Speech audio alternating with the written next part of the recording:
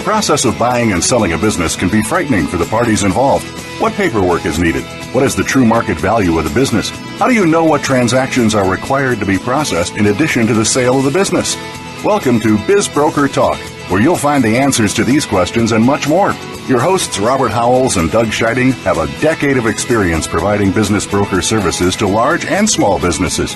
Today, they're ready to help you. Here's Robert and Doug. Welcome to Biz Broker Talk. I'm Robert Howells. Doug Scheiding. We're here today with our guest, Mr. John Dini. He's a business ownership expert. John's written a number of books. One I'm reading now is Hunting in a Farmer's World, Celebrating the Mind of an Entrepreneur, as well as 11 Things You Absolutely Need to Know About Selling Your Business.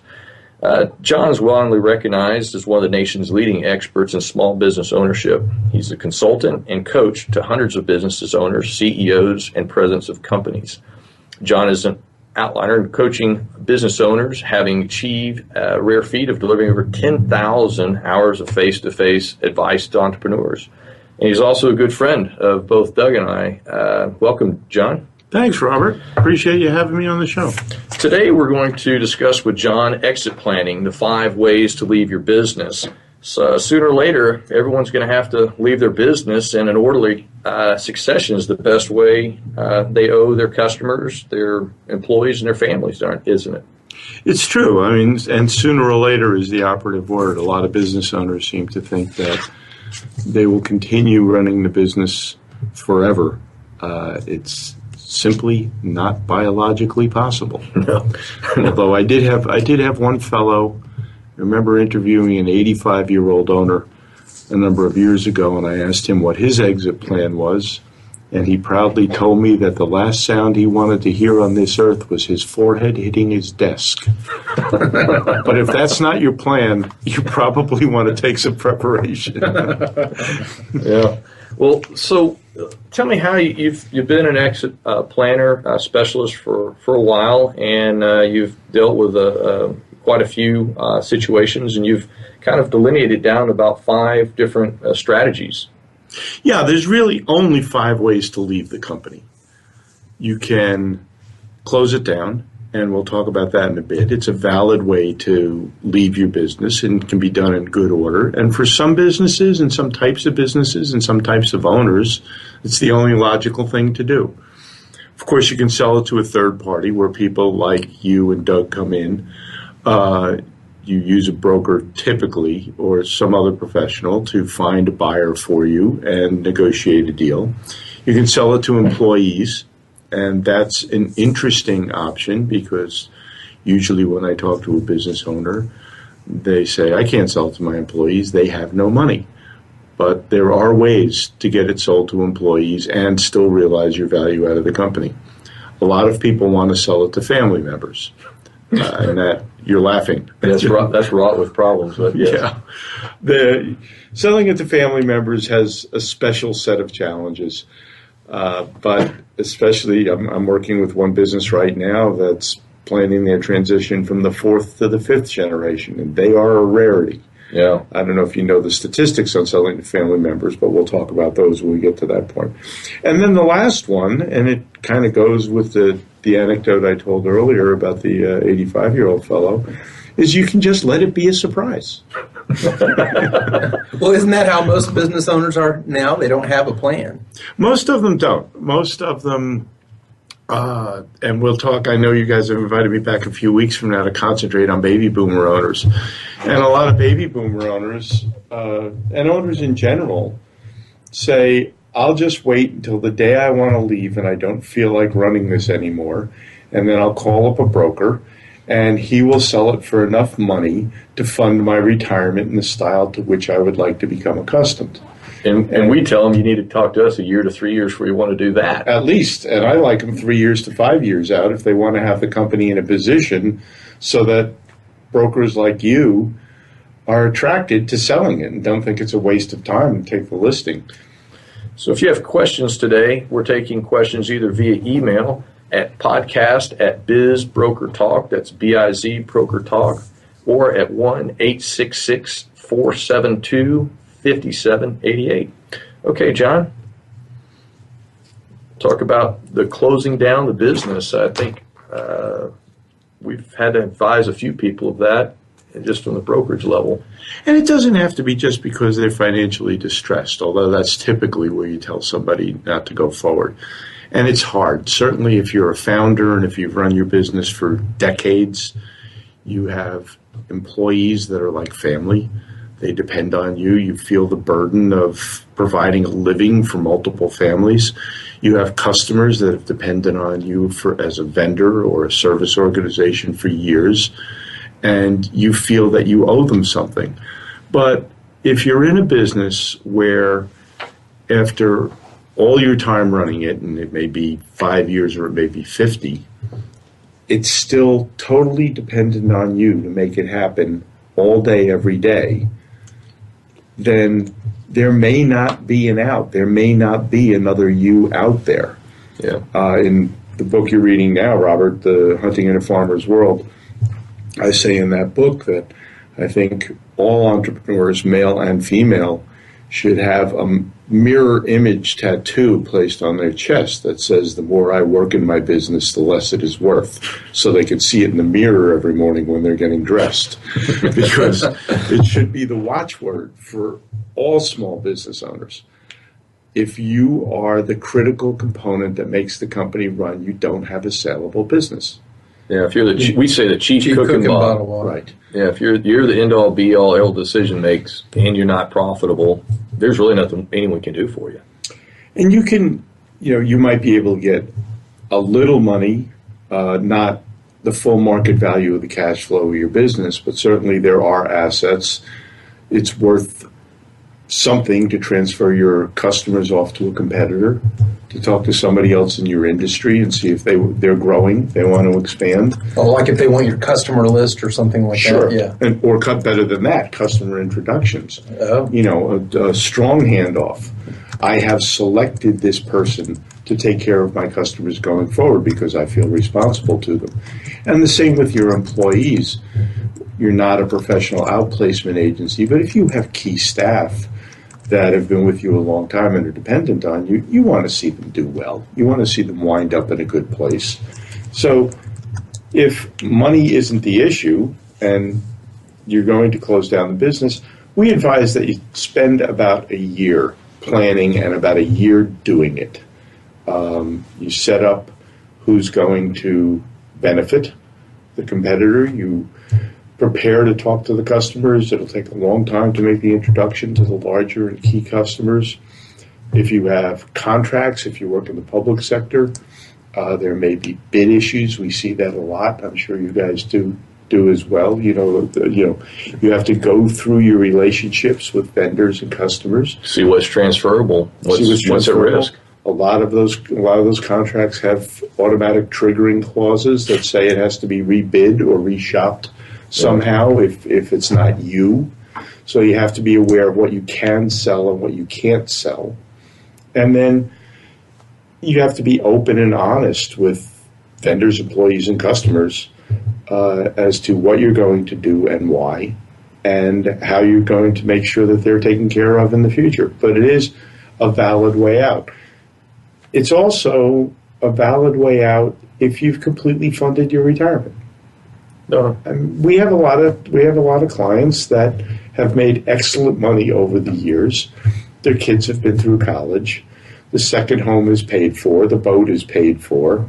They're not hurting for anything. They can get an income off their portfolio. And they may not want to see their business in someone else's hands. They may not want to see their name in another person's hands. Worked with a company a few years back where it was a 50-year-old company and it bore the family name. And they walked away from a deal just because they weren't comfortable having their family name, which was well known in their city, hanging over the door of a business somebody else was operating and they couldn't control. So it was a control issue then? Wait, a control and a reputation issue. Yeah. There were several generations of the family active in politics and active in other industries, and they really didn't want that risk of seeing, and the buyers didn't want it without that family name. Understandable. That's understandable. Yeah, I think the one that we've seen most recently is the CMS, the competitive bidding with Medicare, Medicaid, those contracts, trying to get those assigned. Because really it has to be a stock transaction whereby there's not just keep the same facility and you keep the same name, and there's just a review process. Whereas if you wanted to sell it any other way, it's really difficult. Yes. Well, we're here in San Antonio, and that's a standard clause in all San Antonio city contracts. If ownership or control changes hands, it gets rebid, no matter how long the contract is. So I've had some distressed owners who found out that their 5-year contracts were not 5-year contracts. They ended the day that they transferred. That's tough for both parties. And I guess the second option is what we like best as brokers, is sell it to a third party. Sure.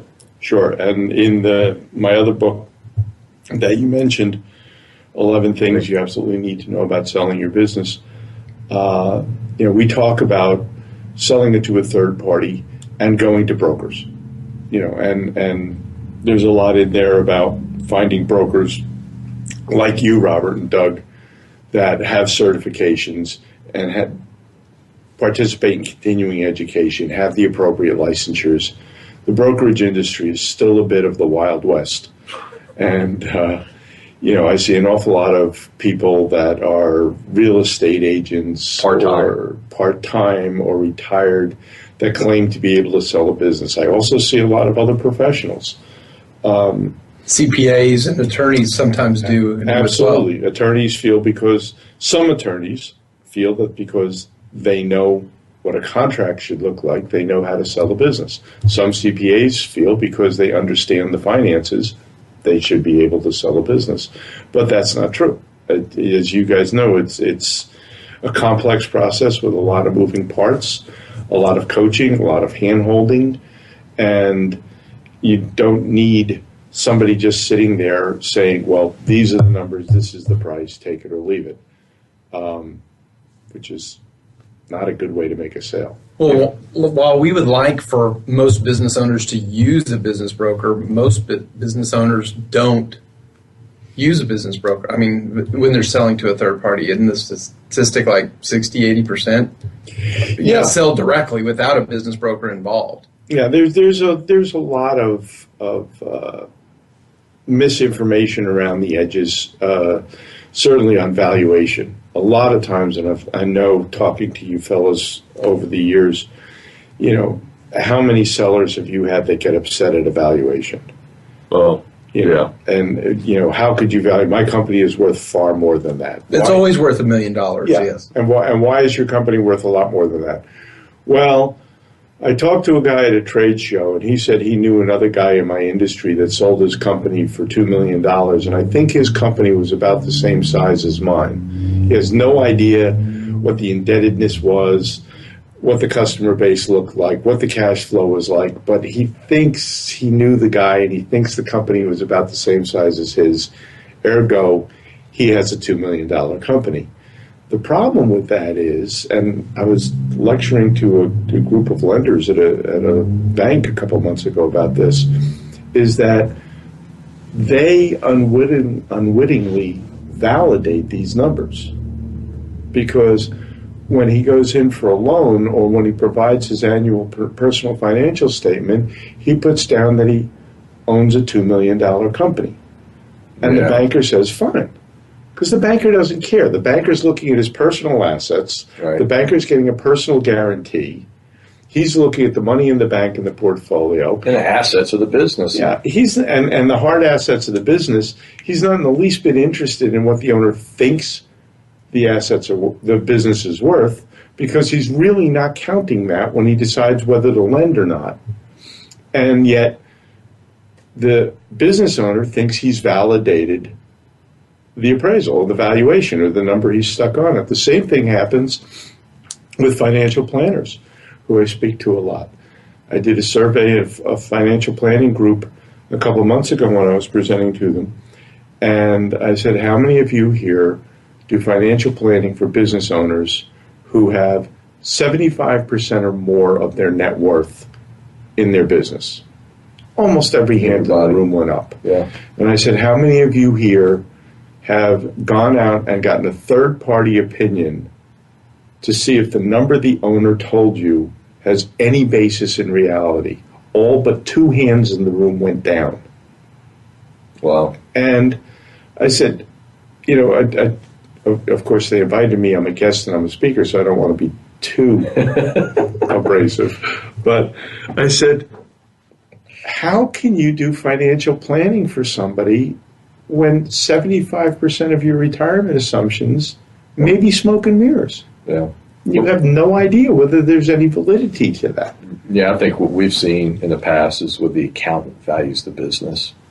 And one situation that we see repeatedly is where it's a S corp or it's a C corporation. It's always been a C corporation, and the accountant believes that business is going to transfer via stock sale, or it's going to be run in perpetuity. And neither of which is going to rarely is likely to happen. Who wants to assume all those liabilities?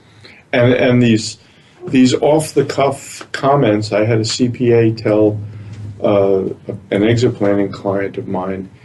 He looked at his bottom line and he said, well, all small businesses sell for 5 times earnings. That's the standard. And you and I know. What industry? Yeah. It was a personal services company. Yeah. You and I know that small businesses don't sell for 5 times earnings. It's just not true. The numbers don't work out. No. And, so they get these opinions, and of course, everybody wants to have a good opinion. And, everybody wants a number that makes them feel good. And the other issue is, even if they do talk to somebody that sold their company and he got $2 million, when you tell somebody after you've been an owner that you've sold your company, you want to justify the highest number possible. It makes you look good. So that $2 million, he may have transferred over, $700,000 in inventory, and the buyer may have assumed $500,000 in debt. The seller may have walked away with $200,000 or $300,000 at the end of the day, but he sold his company for $2 million. Before payoffs.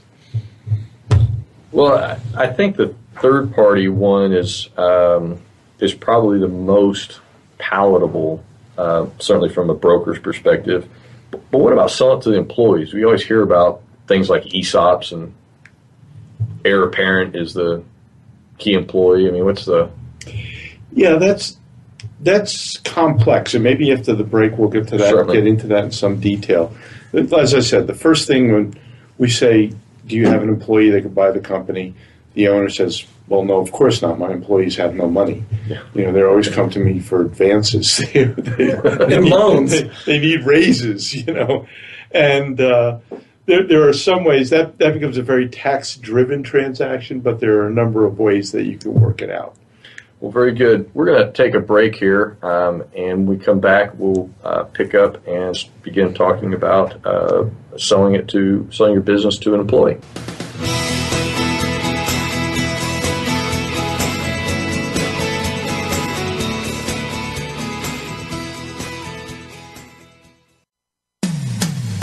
When it comes to business, you'll find the experts here. Voice America Business Network. Business brokerage is a very regional business due to the requirement of having face-to-face buyer and seller meetings. While Robert and Doug are regionally centric to South Central Texas with their brokerage company, Business Brokers of San Antonio, and their equipment appraisal company, Equipment Appraisers of San Antonio, they have also established BizBrokerTalk.com to help assist sellers and buyers with finding professionals in a variety of areas required in the business transaction process. This includes certified business brokers, SBA loan packagers, 401k conversion companies, lenders, as well as other necessary advisory sources. Whether you're selling or buying a business, you need a team of professionals on your side to guide you through the process. Visit BizBrokerTalk.com today. And if you're in the South Texas area, please visit Business Brokers of San Antonio at bbofsa.com or Equipment Appraisers of San Antonio at eaofsa.com. We're always talking business. Talk to an expert. Call now toll free 866-472-5790. That's 866-472-5790. Voice America Business Network.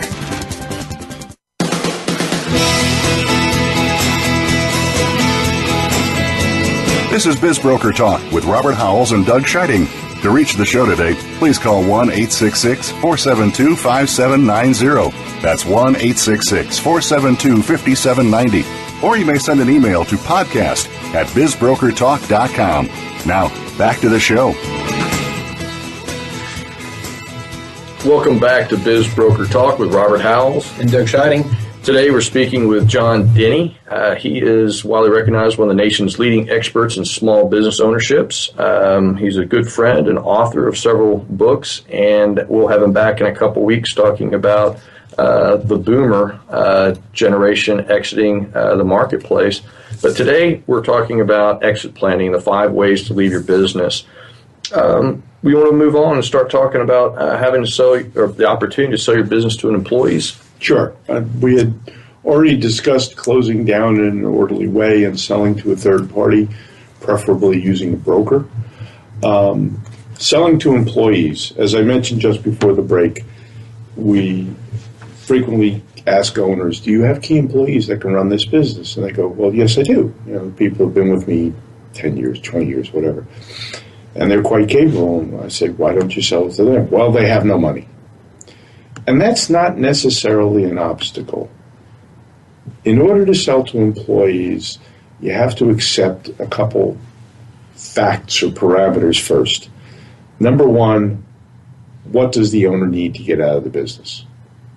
And if his response is, I don't care how much I have, I want every penny I can squeeze, then he's a candidate to sell to a third party. That has to be an arm's length transaction. An employee sale is a cooperative sale. What you're trying to do is get sufficient value out of the company to satisfy your needs while getting your employees set up in a manner where they can be successful. And you guys, Robert and Doug, you both do SBA loans all the time. You know the criteria for an SBA loan. The number one is sufficient cash flow in the business to take care of the debt service. Right. The other biggie is experience in running the business.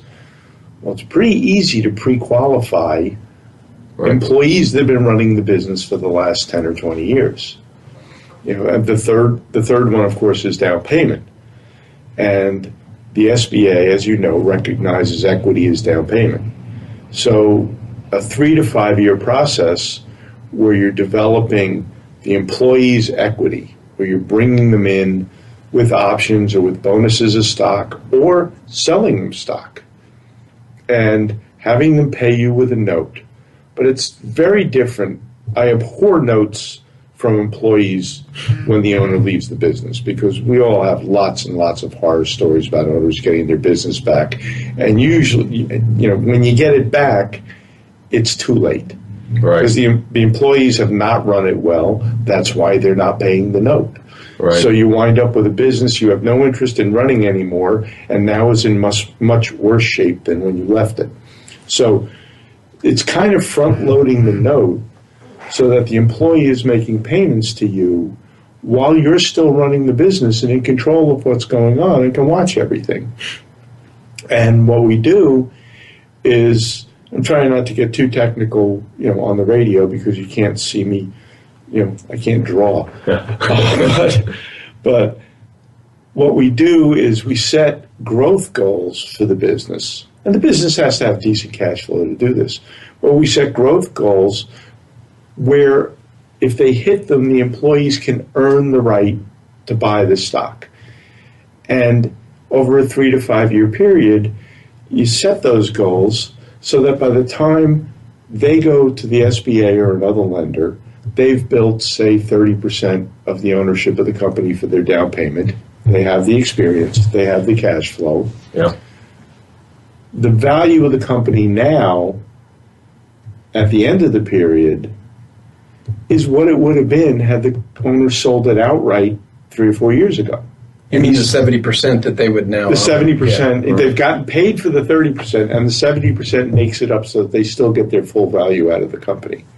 And it requires some understanding on both parties, and that's where my coaching experience comes in. I have to sit with the owner, and I tell them at the outset, look, At some point during this process, you're going to say, wait a minute, when I give the employees stock, or when I sell them stock and they pay me, they're paying me with the proceeds they're earning from the stock. That's my money. They're paying me with my own money. But every buyer pays you with your own money, whether they finance it with a bank True. or not. They're buying the cash flow of your company. Right. You know, they're just paying you with your money while you still have control.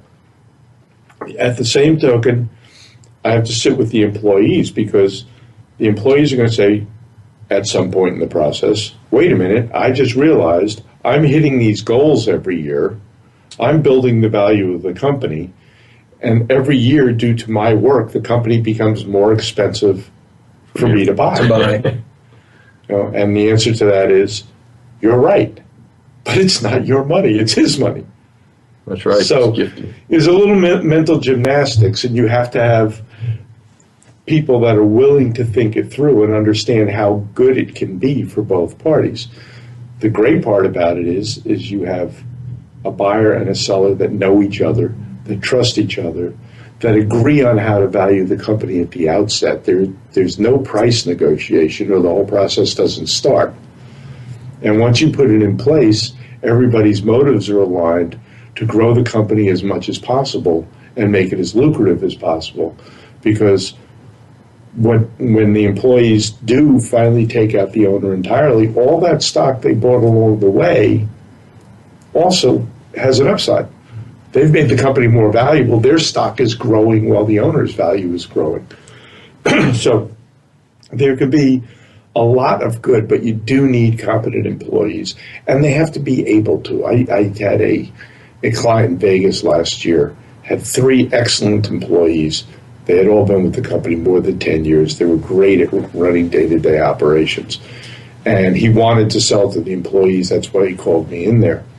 And one of the first things we did was we had the employees prepare their personal financial statement and take it down to the banker and ask the banker what they thought. And unfortunately, it was Las Vegas, the worst housing market in the United States for the last 7 years. Their largest asset and lost value. And they're upside they were down. all grossly upside down in their housing. Man. And the banker looked at it and said, they can't buy this company in 3 years or 5 years or 50 years. It's never, ever going to happen. They will never be able to qualify for financing. So in that case, we went and took it to a broker that specialized in the industry, and they sold it. To a third party. Yeah. And the employees did very well. The employees got stay-behind agreements.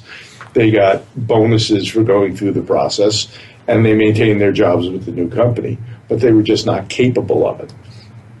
What is the process of kind of going through and talking to the employees about making sure that they want to own and or buy the business? Because I think you're assuming that the owner wants to do that because they're a long-term employee, but maybe they really don't want to do that. That's an excellent question, Doug. And there's 2 meetings that I'll have before we even get into the nuts and bolts of how it might happen. The first meeting is just a general testing of the waters. Would you like to be an owner? That's usually a very positive meeting. They see the owner's got a bigger car than they do, and he's got a bigger house. Before thinking it through, yeah. They're like, absolutely, I'm ready to be an owner of this company tomorrow. I'll take it, no problem. The second meeting I have is with the financial statements.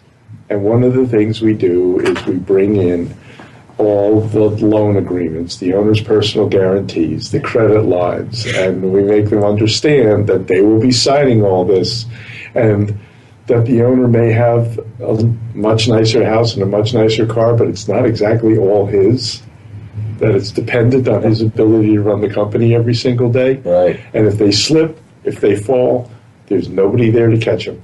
There's no unemployment for business owners. So the second meeting isn't quite so positive?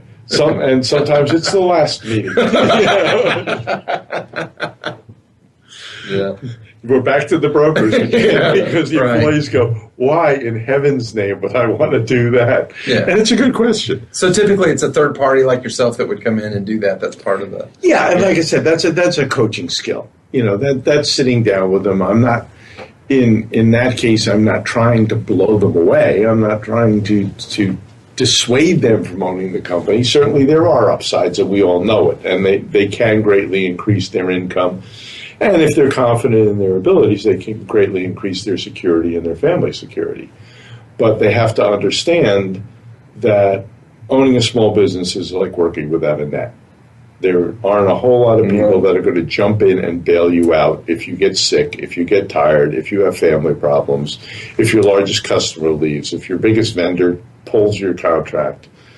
To somebody that's been pulling a paycheck for 10, 20 plus years and have that comfort level of showing up to work and knowing that every 2 weeks they're going to have a paycheck, that's a big jump to make. Right, and we see it. You see it in the brokerage industry, and I see it when buyers come in who have been corporate execs their entire life. A lot of them just don't understand what the risk is like. I had a partner in my consulting firm a few years ago who lasted 3 days. 3 days in the new business? 3 days as my partner. Full time? Yeah, he was full time. He was a great guy. He had been the president of 2 or 3 different companies. He really wanted to do what we did in consulting and coaching with business owners, and he would have been brilliant at it. He would have been absolutely fabulous. And he came in and sat in an office for 3 days, like staring at the telephone. And at the end of the 3rd day, he came to me, and this is a guy that made hundreds and hundreds of thousands of dollars a year, every year. And he came to me, he said, I can't do this. He said, I am absolutely obsessed by the thought that 2 days from now is Friday and there's no paycheck coming. And I don't know what to do about it. I can't live with this kind of uncertainty. I have to go find a job. And he was as disappointed as I was. Not only was he a great guy, but he was one of these people that had always said, I want to be in business for myself. I think I'm an entrepreneur. I can't wait. Someday I'll have my own thing. Someday I'll be out there doing it myself. And as soon as it happened, he realized he was the least suited person for that kind of risk. Yeah, I think that we say a lot of times our number one buyer is a corporate refugee, someone that's been downsized, right-sized, or newly retired, or their spouse is relocated, and they're looking for a job, and they're actually buying a job. But I would say less than half of them are able to pull the trigger. There's the fear factor of not having that stable income, of having that almost a guarantee, if you would, of money coming the door, and just walking on uncertainty every day is people like entrepreneurs, they think that's exciting, and other people, the same populace, say you're crazy for doing something like that. Right. No, it's at small business owners, or business owners in general, but entrepreneurs certainly think that we are quicker, smarter, more. I mean, we're risk takers, but we're fast on our feet. We juggle more. I tell you, I've talked to a lot of executives in large corporations that make hundreds of thousands and millions of dollars a year, and they don't think they're doing it because they're stupid. You're right. It's not their opinion. I've never had a vice president of a Fortune 500 company tell me, I only do this because I'm just not bright enough to be a small business owner. Well, what happens when it's the heir apparent is a family member? Family members, of course, are so complex because there's so many other things going on. Mom is always mom. Dad is always dad. Dad will always know best. Second generation owners, again, in my latest book, I talk about inheritors. They've often been raised in the business, right, and taught. The watchword, the motto over their office door was "Don't screw it up." Run it exactly the way Dad ran it. Run it the way you were taught. They don't know how to deal with adversity. So that's not really a problem because Dad isn't really going away. Yeah. He's selling them the business, but he still wants to stay there and make the decisions and make the control and have the control and tell them what to do. So you have that complexity. You have the complexity of siblings. I can't tell you how many business owners, but there are many that I've had to jump up and down and pound on the table that know in a 4-child family you don't leave the business to two of them. You don't leave the business to all four when only two of them work in the business. Right. You don't believe that filial loyalty is going to keep two of your children working for the next 30 years to support the other two. But that just doesn't have long legs. No, and the thing that scares me as a broker is it's like a minority share issue where it just takes one of those family members to think that they were the heir apparent and quash the deal. Mm-hmm. And then there's control.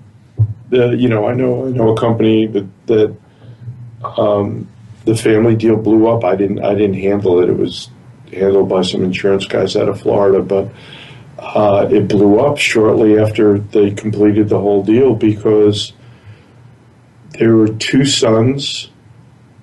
One son was clearly more qualified to run the business, but he was the younger son. Oh. And the older son was given the controlling share. And the younger son didn't want to work for him. We've seen that, yeah. I've seen another business where heaven help us, the father left it to two brothers who fought from the time they were only about 14 months apart, and they had fought from the cradle, literally, on. And he left it 50-50 with no tiebreaker. And the business just came to a shuddering halt. I mean, I heard them in management meetings say, no, we're not going to do that only because you want to. Wow. Yeah, and they just fought constantly. As a matter of fact, I heard him say, well, if you don't like it, why don't you buy me out? I wouldn't give you the satisfaction. Well, let me buy you out. I wouldn't give you the satisfaction. So there's no buy-sell agreement. There's no mechanism to move this thing forward. It was horrible. And transferring to family members is complex tax-wise, too. You have inheritance issues, you have gifting issues, you really need a good tax expert to walk you through. There's some great things you can do, some trust-type mechanisms and structures that you can put in where you can greatly drop the tax burden on both the inheritors and the person selling it, and they can walk away with a lot more money at the expense of the IRS, which no one seems to mind. But like I said, you need a real professional that does family business transfers because there's a lot of complexity in that. Yeah, just the verbal contract aspect of it worries me. If one of the spouses is no longer there due to age, let's say that what mom or dad has passed on, and the heir apparents believe that from a conversation they had that they had a different agreement that was set in front of them. It just I don't see them all, but from what I have seen, I haven't seen a lot of them close. They've not been successful closings. It's a least successful path. Yeah, the first one I mentioned actually became so untenable that, like as I said, the one son quit, and it's now being run by one out of the four children. That started out let's leave it to all four children deal. Well, very good. So we're talking with John Dini, small business ownership expert, and we are going to take a break. When we come back, we are going to talk about the exit planning, the 5 ways to leave your company.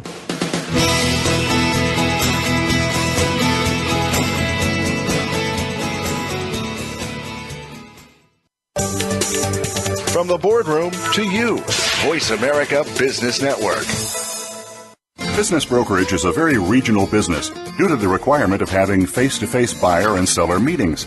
While Robert and Doug are regionally centric to South Central Texas with their brokerage company, Business Brokers of San Antonio, and their equipment appraisal company, Equipment Appraisers of San Antonio, they have also established BizBrokerTalk.com to help assist sellers and buyers with finding professionals in a variety of areas required in the business transaction process. This includes certified business brokers, SBA loan packagers, 401k conversion companies, lenders, as well as other necessary advisory sources.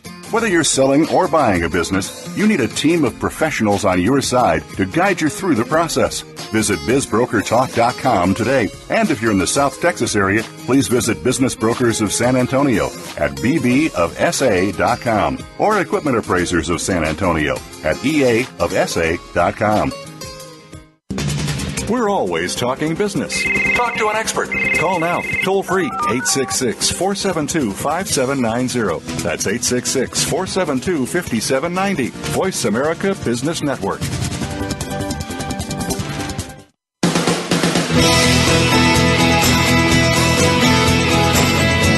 This is Biz Broker Talk with Robert Howells and Doug Scheiding. To reach the show today, please call 1-866-472-5790. That's 1-866-472-5790. Or you may send an email to podcast@bizbrokertalk.com. Now, back to the show. Welcome back to Biz Broker Talk. I'm Robert Howells. And I'm Doug Scheiding. Today we're speaking with John Dini, a business ownership expert, regarding exit planning, the 5 ways to leave your business, and we're talking about selling it to the family members. Well, we were talking about, before the break, the pitfalls and challenges of selling it to family members. What about some of the success stories and how it's done in a equitable fashion to those parties involved?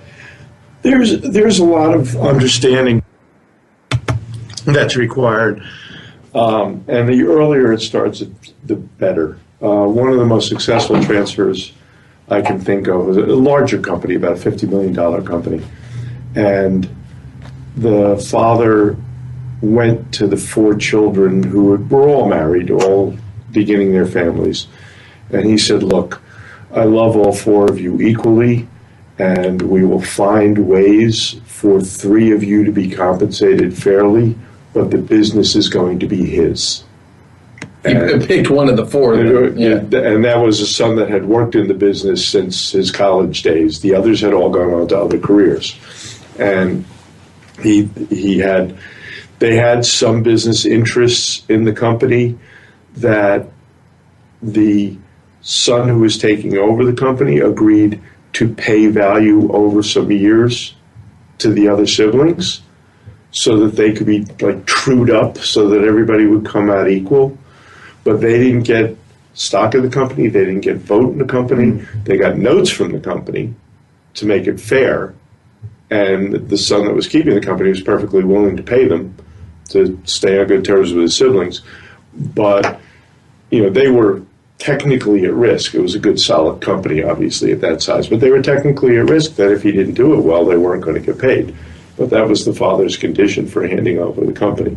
Certainly, the odds on family businesses are pretty poor. About 25% of them survive the second generation.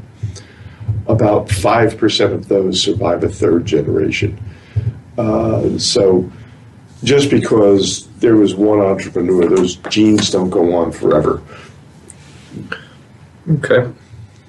Well, in terms of, isn't San Antonio, don't we have a lot of multi-generational type families here? And we do. Is it regional, more regional? It is because, my personal theory on this is because San Antonio was so separated from the rest of the country for so long. I mean, if you look at the traditions and the family businesses here, most of them started up. We have an unusual number of local dominant chains that grew up before San Antonio was attractive to the national players.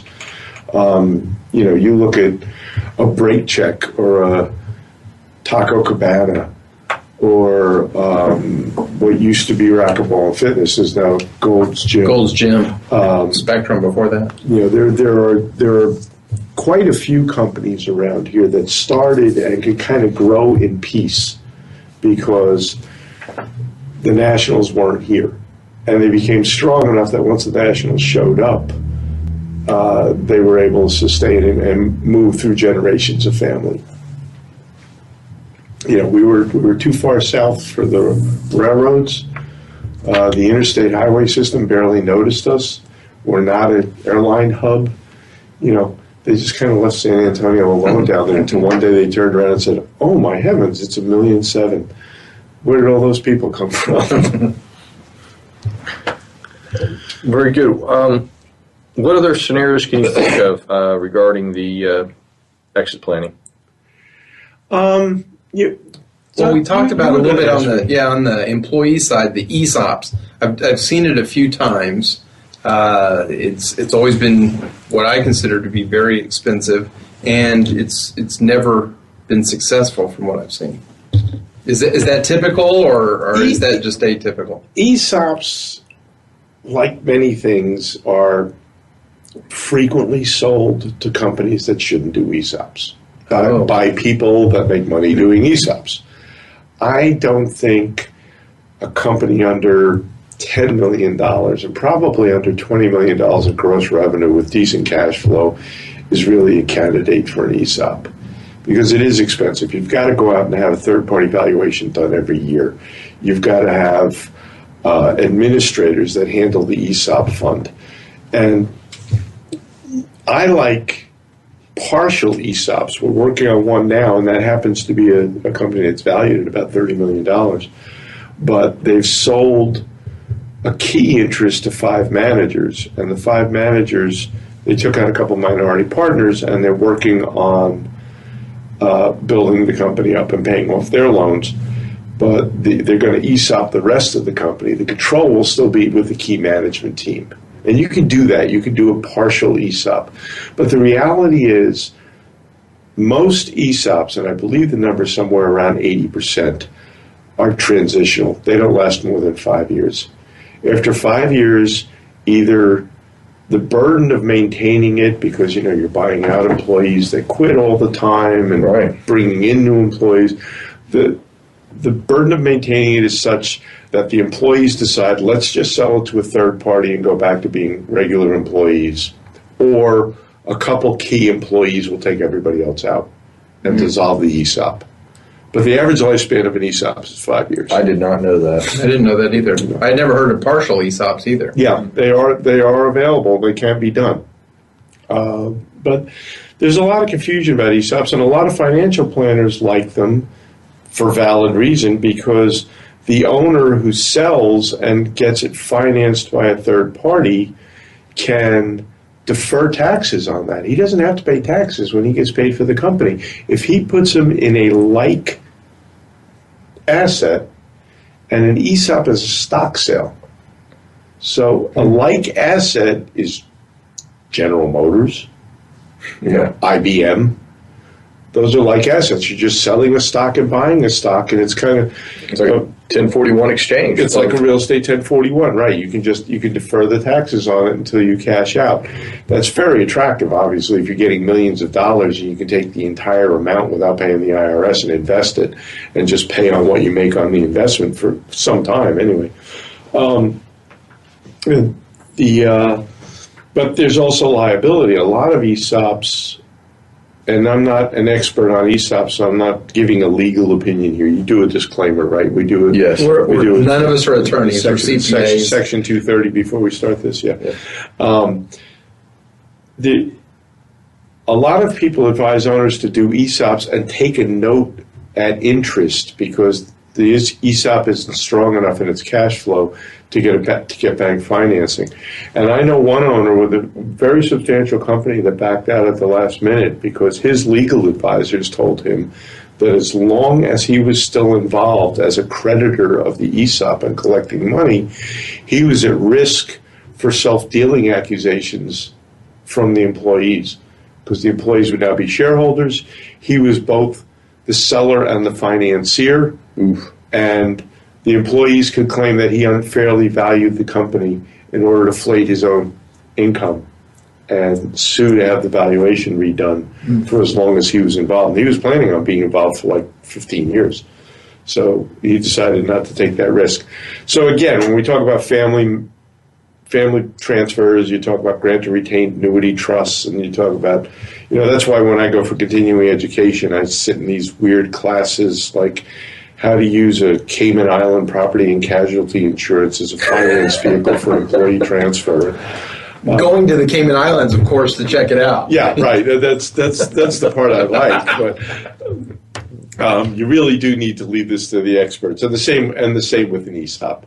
You need not only the person who does the ESOP and is going to make a lot of money doing the ESOP, but you need some outside person that's also seen ESOPs that work and seen ESOPs that don't work, and can look at you rationally as more than just a prospective client. Right. Well, very good. So how do you want to describe the fifth way to exit? Oh, let it come as a surprise? Yeah. Well, sooner or later, everybody leaves their business. If you wait long enough, you can find out what it's going to be.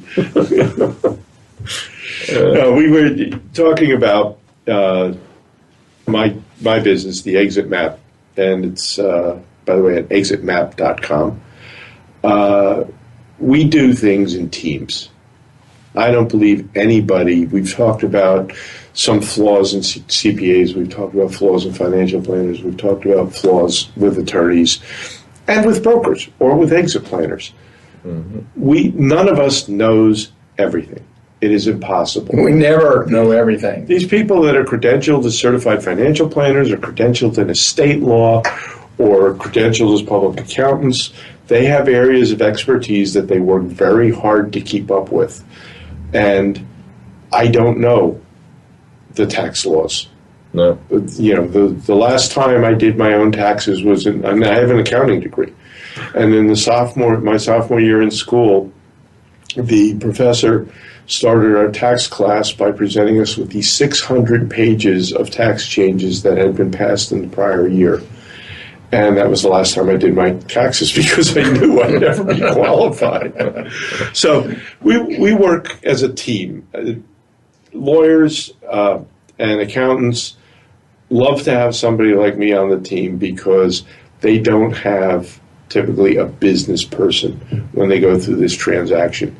They don't have somebody that can sit down with the managers and say they are or are not qualified to assume control of this business. They can't draw a management plan. When we talk about SBA financing and people being able to prove their ability to run the company, well, the SBA is always worried that the owner was really running it. So when we do a 5-year plan for stock transfer, in parallel, we're doing a 5-year plan for responsibility transfer, so that when we go to a lender, we can prove that these people have been responsible for the accounts, that have the vendor relationships, that have the customer relationships, that all this has been transferred to them in an organized way. And when we sit down with an owner, we ask for 3 things. The first thing we need is a date. When do you want to go? You know, if it's less than 2 years, we probably can't do a lot of exit planning. I just finished one for a company with a 10-year window. The owner's in his early 50s. He wants to be gone in his early 60s. It's wonderful to work with that kind of time frame. The second thing we ask for is that they get a financial planner to tell us how much they need to reach their retirement goals, because they have all the software, they have all the projection stuff with inflation and everything else in it, and how much do they need to meet their retirement goals. And the company may or may not be able to satisfy that. We ask them to do it without the company because, as we said earlier, it may be smoke and mirrors. Yeah. You know, because the third thing we're going to do is go out and get a third-party appraiser to come in and give us a number for the company. What an objective professional says the company is worth. A certified appraisal, yeah. Right. And then we look at the distance. Because the lender's going to do that anyway. Eventually. Yeah. But we're doing this years in advance. It also gives us a multiple to work. If we're doing an employee transfer, it gives us a multiple to work with. But so we look at where you are today. We look at the distance to goal. We look at your date. And one of those may have to move. It becomes a triangle. And we may have to move one of the points of the triangle. Your goal may have to be a little more modest. You know, we really can't move the appraisal. That's fixed. That's our starting point. Well, you can grow the business, but yeah, I understand. And I had an owner a few years back where I sat down with him and I said, in order for you to accomplish what you want to accomplish, you would have to triple this company in the next 4 years. And he smiled and he said, okay, I just wanted to know what it would take. And he went and did it. So, that's fine if that's what you want to do. Or the date may have to move. You may not be able to do it in 3 years or 4 years. Maybe we could see a way to do it in 5 years or 6 years. But we take those points, we put them together, and then we start talking to the team. Who's your attorney? Who's your CPA? In some cases, I just had to bring an attorney into a company up in North Texas because they said, well, our attorney has done everything for us, And we really like him. And I went to talk to the attorney. He said, yes, I'm so excited about doing this. I have no experience in this area, and I've never seen one of these done before. And I just think it'd be so cool to figure out how to do a contract. And I went back to the owner. I said, this isn't a good idea. We really need to find another attorney for this. Nothing wrong with the guy for real estate and contract law and all the other stuff he did, but he had never done a business transfer before. And as you know, I've worked with, watching you guys, and when I did brokerage myself, I've worked with estate attorneys, not the right guys. Transaction attorneys that do small business transactions. Yeah. Otherwise, everyone's trying to write it up like it's an Exxon Mobil merger. Right. So we put that team together, and we'll draft a plan. We get the owner to approve the plan, whether it's for a third-party sale, employees, family members.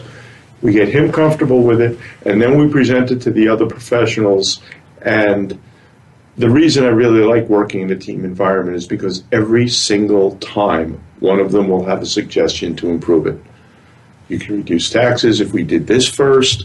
We can move that if we took the equipment and put it over here. And there's lots of ways. And let's face it, about 25% of the population works for the government. And we pay about another 25% of the population to fight the 25% that works for the government. So half of us are out here making all the money. And we need our 25% on our side to help fight the other 25%. Oh, how true! How true. So, any other thoughts on the 5 ways to leave your company? You're going to leave. And understanding how you want to leave and when you want to leave becomes the first critical step. We've been speaking with John Dini, business ownership expert, author of Hunting in a Farmer's World, Celebrating the Mind of an Entrepreneur, as well as 11 Things You Absolutely Need to Know About Selling Your Business. John can be reached at 210-615-1800 or at www.johnfdini.com. Next week, we'll be joined by Dallas Kelly, Chief Development Officer of Benetrends, as he reviews small business funds. We'll be discussing SBA loan programs, the 401k IRA business funding, as well as securities-backed loans and more.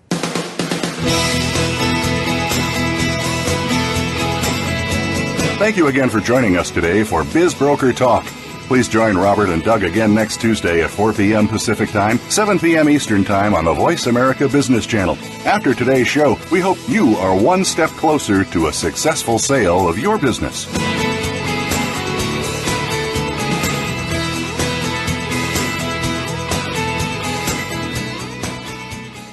The information and ideas provided within this show are intended for educational purposes only and not intended as investment advice. The hosts of this show do not provide tax or legal advice. You should consult with your tax or legal professional regarding your individual situation. No information should be interpreted as securities advice. With regard to your particular investments and financial strategies, consult your financial planner, CPA, and investment professionals. While we have endeavored to ensure the accuracy of the information in this program, we do not guarantee or give any warranty as to the accuracy, timeliness, or completeness of any information.